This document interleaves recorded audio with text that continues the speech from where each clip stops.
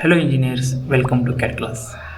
If you want to create a curved dimension leader as shown on the screen, watch this video till the end.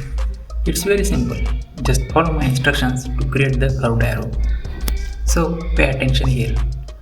First, I will show you how to create a straight arrow, so beginners take notes.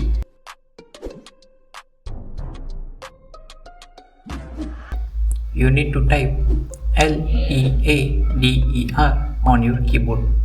Okay, now you see that our command is activated. You need to specify the starting point on the screen, then specify next point, and then one more point. Now look here, if you see, we are still within the command, so don't get confused.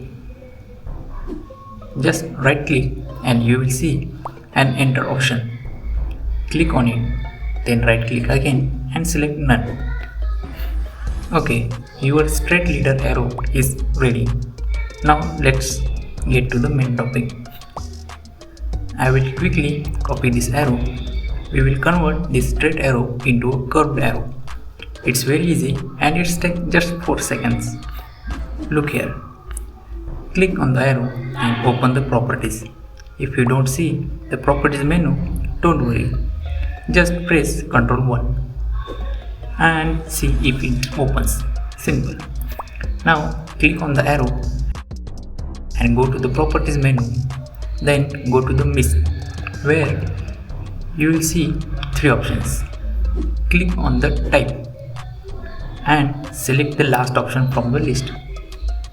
Look here, our arrow has changed.